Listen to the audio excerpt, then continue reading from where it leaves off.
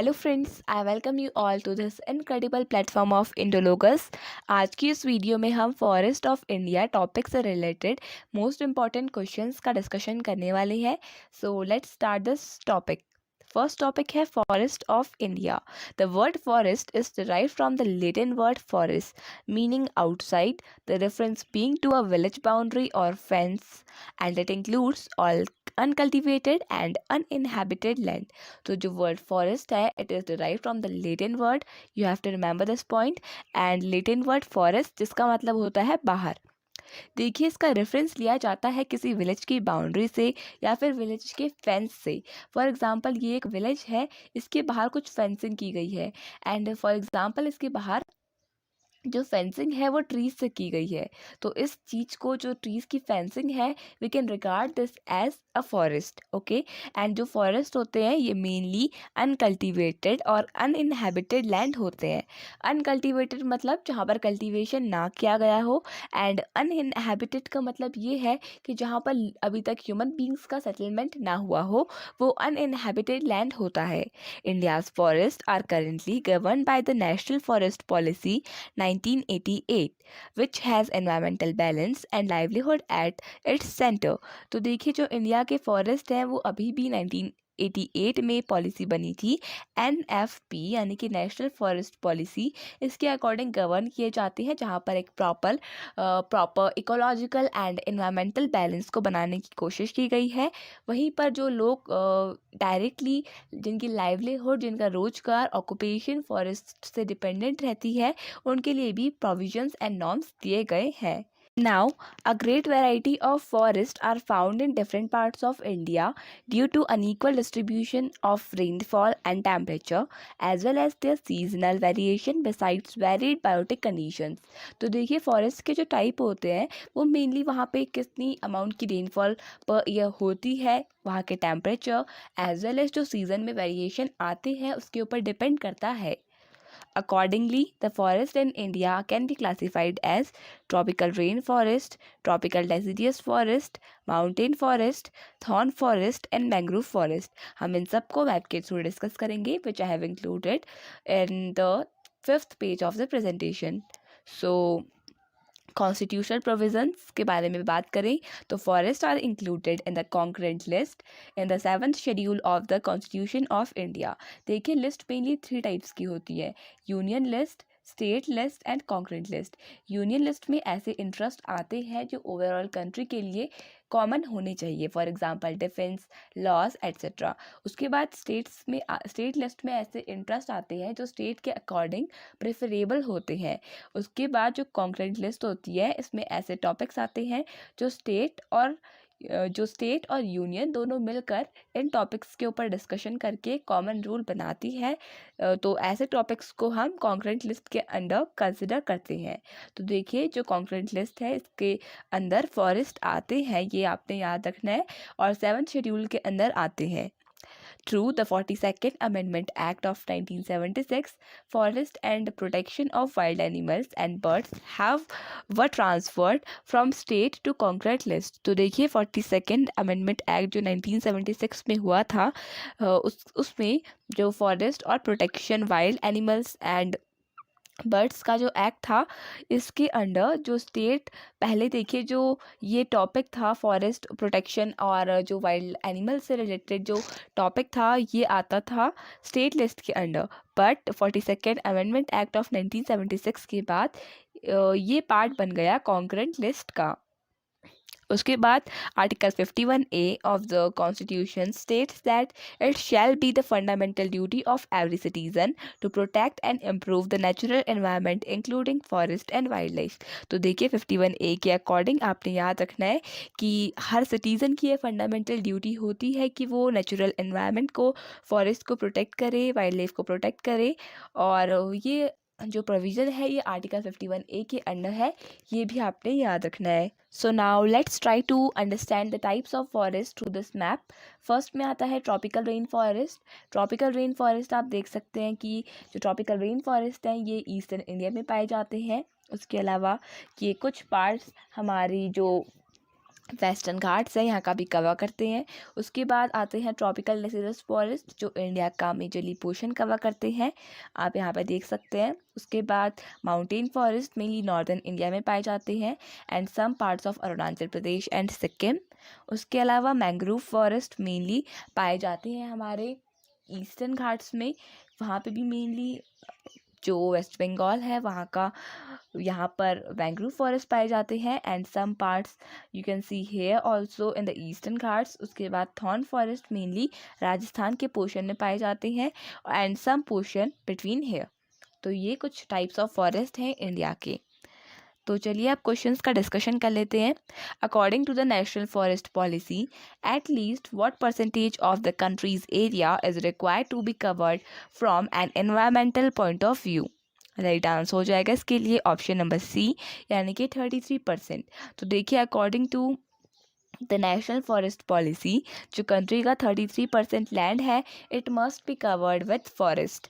Large forest areas of princely states and zamindars were taken and adoption of the forest policy of 1952, which recommended that 33% of the total land area of the country should be brought under forest or tree cover।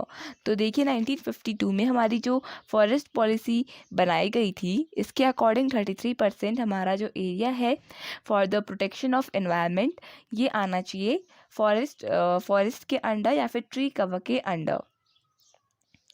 Next, in which year the new forest policy was announced by the central government? Right answer हो जाएगा इसके लिए option C, यानी कि 1988 में announce की गई थी new forest policy after 1952। In 1988, the new forest policy was adopted, which covers all the sustainable management approaches and subsequently provided in the 1992 Rio Forest Principles। तो देखिए 1988 की जो हमारी फॉरेस्ट पॉलिसी बनी थी, ये मेनली फोकस्ड थी सस्टेनेबल मैनेजमेंट में। देखिए सस्टेनेबल डेवलपमेंट का मतलब मैं आपको बता देती हूँ कि एक ऐसा development that must take place without damaging the environment and considering the needs of the future generations as well. तो देखिए सस्टेनेबल डेवलपमेंट का मतलब ये होता है कि हम लोग करंट में जो अपना डेवलपमेंट है वो उसे करें, साथ ही साथ हम अपने फ्यूचर जनरेशन के बारे में भी सोचें, उनकी नीड्स के बारे में भी सोचें, उस तरीके से हम एनवायरनमेंट की जो रिसोर्सेज हैं उनका कंजम्पशन करें। The main objectives are maintenance of environmental sustainability and restoration of ecological balance, soil and water conservation। तो देखिए इसके अंडर सॉइल कंजर्वेशन के बारे में बात की गई थी, वाटर कंजर्वेशन के बारे में बात की गई थी, एनवायरमेंट सस्टेनेबिलिटी के बारे में बात की गई थी, ये आपने याद रखना है। उसके अलावा रियो डी जनेरियो में 1992 में एक कन्वेंशन बिठाई गई थी, ये भी आपने याद रखना है। Rio de Janeiro, where it is located, this is your question, you have to answer this in the comment section. यहाँ पर 1992 में ओवरऑल वर्ल्ड की एक बहुत बड़ी कन्वेंशन बैठी थी, जहाँ पर लोगों ने सस्टेनेबल डेवलपमेंट के बारे में जो नेक्स्ट 20 ईयर्स है या फिर नेक्स्ट 30 ईयर्स है, वहाँ पर उनका जो सस्टेनेबल डेवलपमेंट है उसको बढ़ाने के बारे में बात की गई थी एंड इसके अंदर एक एजेंडा को भी अडॉप्ट किया गया था। आपको उसके बारे में अगर आपको पता है तो आपको कमेंट सेक्शन में बताना है।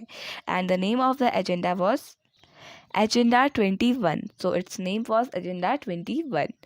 Next question, where is the headquarters of the forest survey of India located? Right answer हो जाएगा इस क्वेश्चन के लिए ऑप्शन बी, देहरादून। तो देहरादून में जो national forest survey of India है ये लोकेटेड है, ये इसका सिंबल है। उसके अलावा इसके हेडक्वार्टर्स देहरादून उत्तराखंड में लोकेटेड है।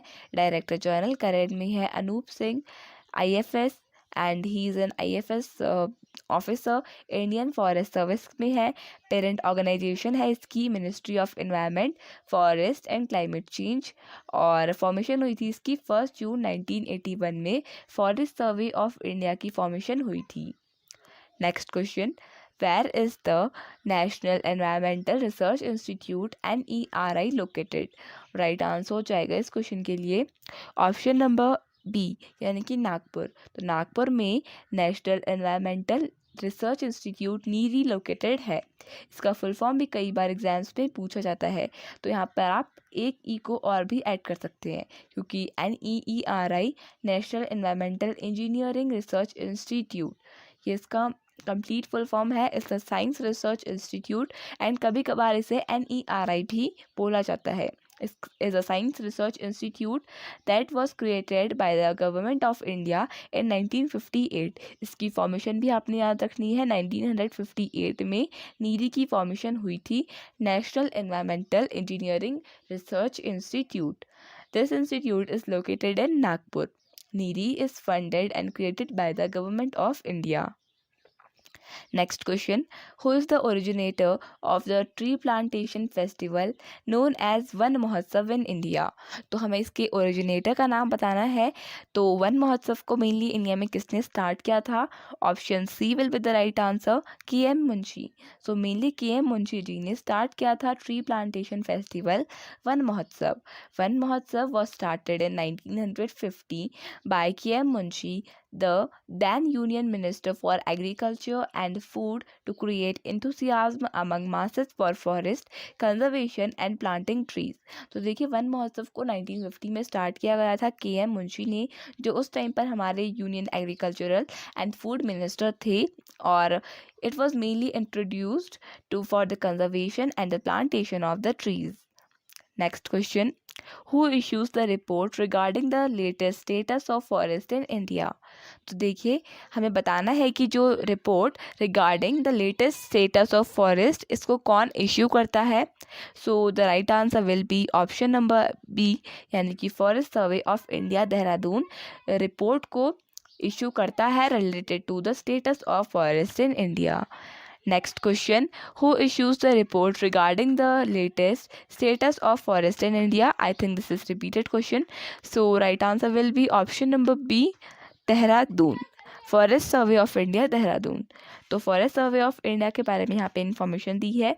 The forest research institute campus host the Indira Gandhi National Forest Academy IGNFA, the staff college that trains officers selected for the Indian Forest Service, established in 1906। ये हम ऑलरेडी डिस्कस कर चुके हैं।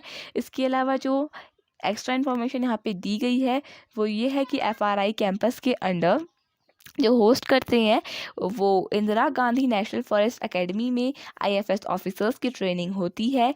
Mainly ये यहाँ पर दिया गया है। Next question, the total forest and tree covered area in India is.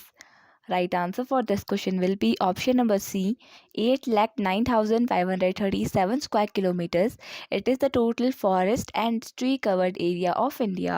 The total forest and tree cover area in percentage of India is 24.62% of the geographical area of the country.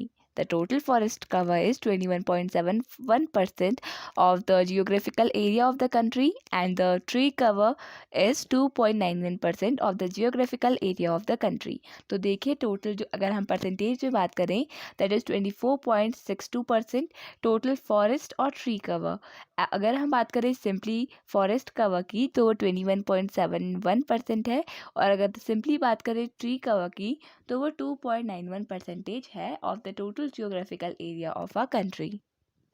Next question, what percentage of total area of the country is covered by forest?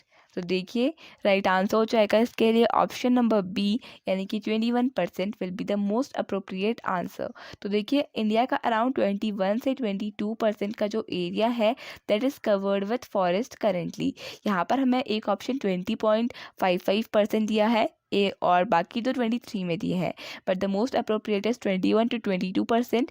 And अगर आपको इन दोनों में भी एक choose करना हो so you shall choose 22%, क्योंकि 2022 के अकॉर्डिंग 22% का जो एरिया है that is covered with forest. Next question, which state has the largest forest area in the country? Right answer हो जाएगा ऑप्शन ए, मध्य प्रदेश। तो मध्य प्रदेश के पास लार्जेस्ट फॉरेस्ट एरिया है हमारी कंट्री में। Area wise Madhya Pradesh has the largest forest cover in the country, followed by Arunachal Pradesh, Chhattisgarh, Odisha and Maharashtra. तो मध्य प्रदेश के पास largest forest area है, ये आपने याद रखना है। उसके अलावा अरुणाचल प्रदेश, छत्तीसगढ़, ओडिशा एंड महाराष्ट्र का भी जो मोस्टली फॉरेस्ट कवर है वो ऑलमोस्ट ज़्यादा है। Then next question, in which of the following states the forest cover is found on the least part of the total geographical area? Right answer हो जाएगा इसके लिए ऑप्शन सी यानी कि पंजाब। तो देखिए पंजाब, तो option C that is Punjab. The answer should be option number D that is Haryana.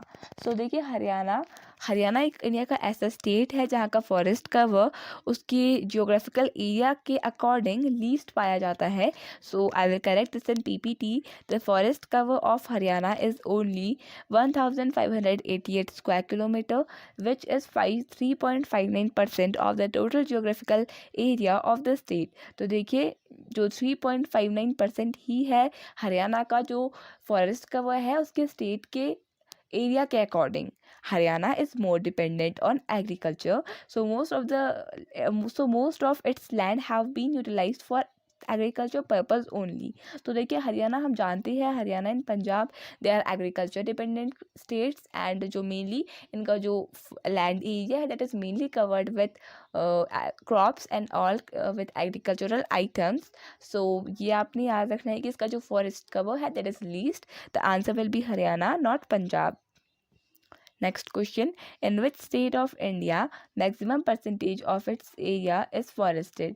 तो देखिए हमें पूछा गया है कि इंडिया का ऐसा कौन सा स्टेट है जिसका मैक्सिमम जो एरिया है that is covered with forest. तो इसका राइट आंसर हो जाएगा ऑप्शन नंबर सी मिज़ोरम। तो मिज़ोरम एक ऐसा स्टेट है जिसका maximum percentage of area it is covered with forest. In terms of forest cover as percentage of total geographical area, the top 5 states are, देखिए मिजोरम का 84.53% area it is covered with forest. Then Arunachal Pradesh, Meghalaya, Manipur and Nagaland. Next question, what is the minimum forest cover is essential for maintaining ecological balance? तो देखिए ecological balance को maintain करने के लिए हमें minimum कितना फॉरेस्ट कवर एसेंशियल होता है या रिक्वायर्ड होता है ये बताना है। Option D 33% of the entire land will be the right answer. The National Forest Policy 1988 envisages to have minimum of 1/3 of the total land area of the country under forest cover or tree cover। लेकिन अभी हम 33% तक नहीं पहुंच पाए हैं।